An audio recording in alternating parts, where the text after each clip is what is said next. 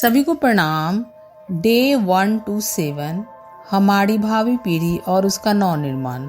आज का शीर्षक है बच्चों को प्रेम से सुधारिए। क्योंकि हमें यह वाङ्मय का स्वाध्याय ही है। बच्चे का जो बालक में सुधार की जो गुंजाइश होती है, एक अभिभावक के रूप में हम उनके बाल मन को कैसे समझे, कैसे उन्हें सुधार सकते हैं, एक बाल मन को हम कैसे बाल समाज उपलब्ध करा सकते हैं, उनके अंदर कैसे संस्कारों का बीजारोपण कर सकते हैं, उसी के अंतर्गत हम लोग विभिन्न शीर्षकों के अंतर्गत स्वाध्याय कर रहे हैं। प्रायः हम देखते हैं कि बच्चे अपराधी प्रवृत्ति के होते हैं, तो वो उनके अंदर ये वृत्ति आती कहाँ से है, इस पर हम लोगों ने स्वाध्याय किया। हम बच्चों में गलतियाँ, बच्चे हैं तो गलतियाँ करेंगे ही, तो बच्चे जब गलतियाँ करते हैं तो उनको हम कैसे सुधार सकते हैं। उनको दंड की व्यवस्था, उनके लिए हम ऐसे दंड की व्यवस्था ना करें कि उनके अंदर एक कुंठा की भावना आ जाए।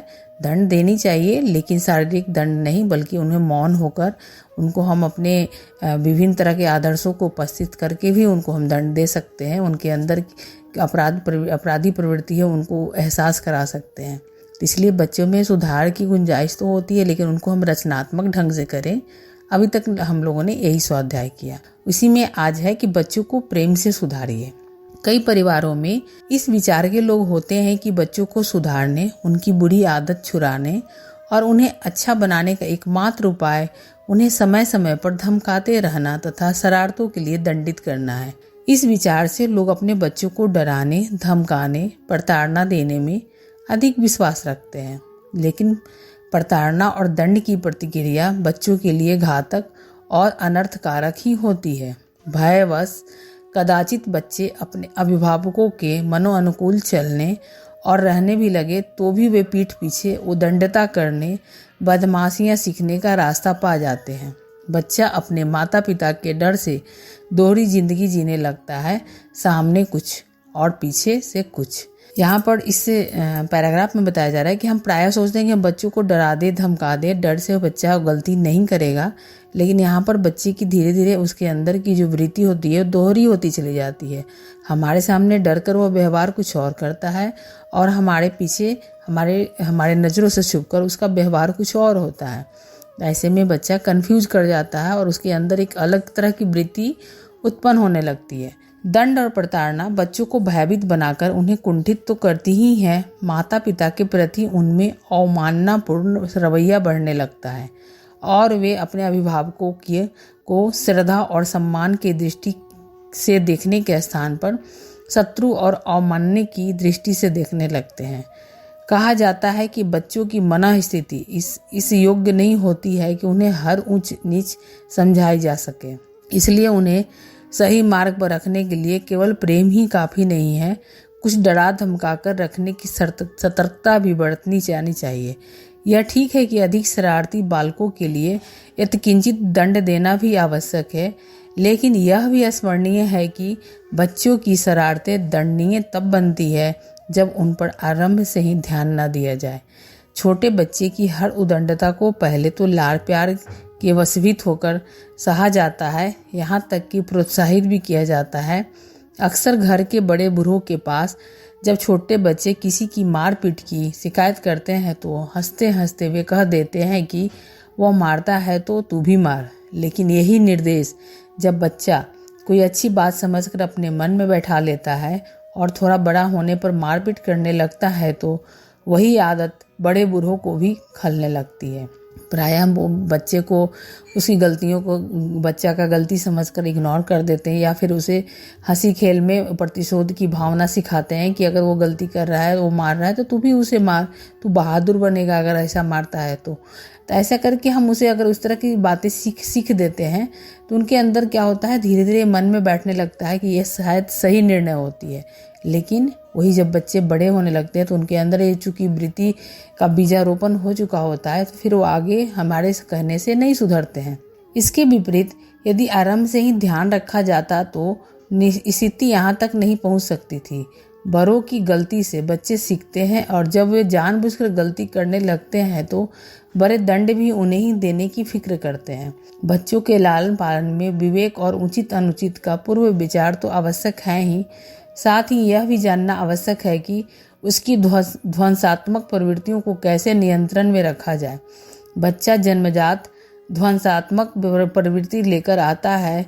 बच्चा ही क्यों, जहाँ भी प्रतिभापरक संभावनाएं होती है वहाँ सृजन के साथ ध्वंस भी जुड़ा होता है।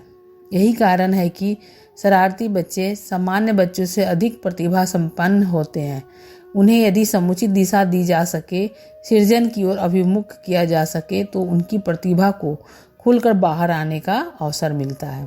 यहाँ बोला जा रहा है कि बच्चे चूंकि जन्मजात एक तरह से वो बहुत ही एनर्जेटिक होते हैं, उनमें प्रतिभाएं भी बहुत होती है, और सामान्य बच्चों की अपेक्षा जो चंचल बच्चे होते हैं उनके अंदर सृजनात्मक शक्ति अत्यधिक होती है। तो यदि उनकी शक्ति को, उनकी एनर्जी को, उनकी सृजनात्मक जो प्रवृत्ति है उसको अगर हम उभारने का प्रयास करें तो उनके अंदर की प्रतिभा उभर कर सामने खुलकर आती है।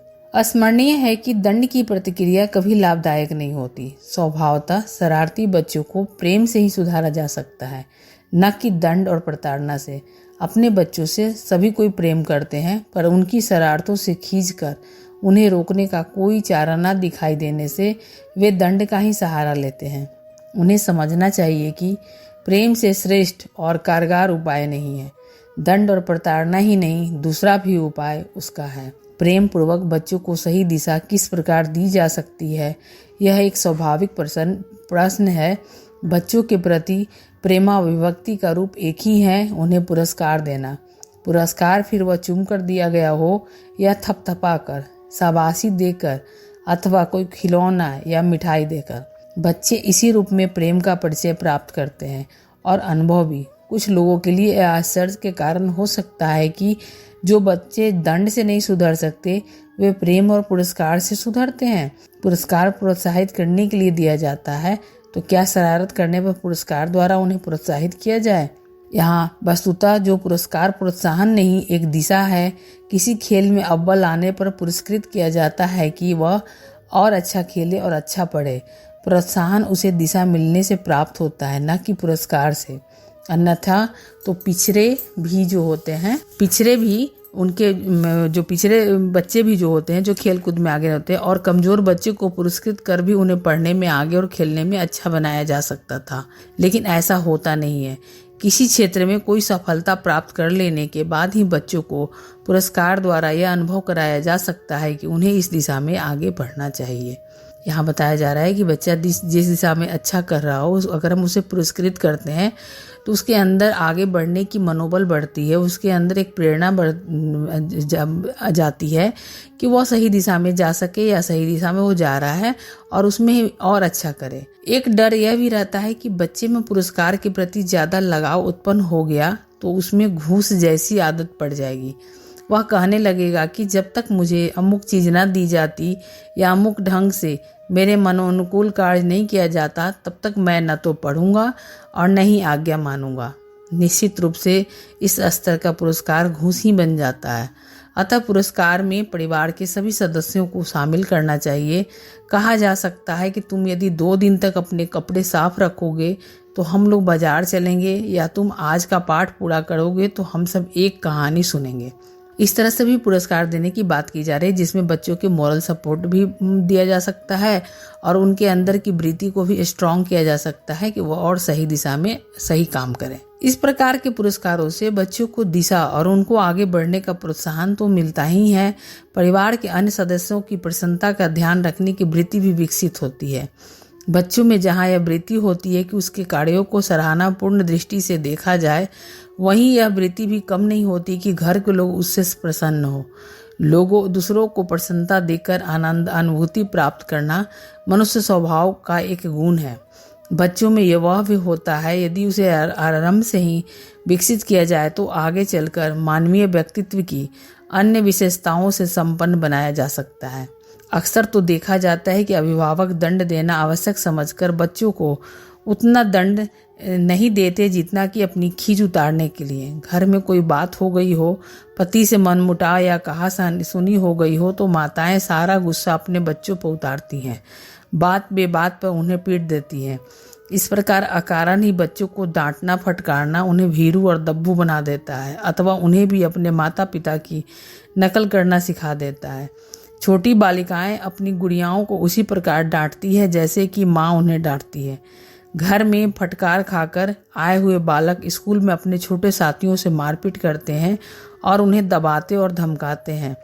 हमेशा फटकार खाते रहने वाले बालक भी उतने ही कर्कश और कठोर हो जाते हैं जितने कि अभिभावक उनके साथ। यानी कहीं ना कहीं यहाँ बच्चे को हम अपने व्यवहार के द्वारा उनको एक दिशा देते हैं। यदि उनके साथ हम अच्छे व्यवहार करते हैं तो वो दूसरे के साथ भी अच्छा व्यवहार करते हैं। यदि उनके साथ हम मारपीट दंड प्रताड़ने की बात करते हैं तो वो भी कहीं ना कहीं अपने से जो अबला है, अपने से जो छोटे हैं, अपने से संगी साथी जो उनके ग्रुप के हैं उनके साथ वो इस तरह के कर्कश व्यवहार करते हैं, क्योंकि वो घर से वो दब्बू बने रहते हैं। तो अपनी कहीं ना कहीं यह मनुष्य की वृत्ति होती है कि अपनी कुंठा और हीनता को वो दूसरे रूप में कहीं ना कहीं किसी न किसी रूप में निकालता है। तो इसलिए हम बच्चों के गलतियों को सुधारें, लेकिन दंड और प्रताड़ना से नहीं बल्कि प्रेम से सुधारें, उनके सामने आदर्श उत्पन्न करके सुधारें। सभी को प्रणाम।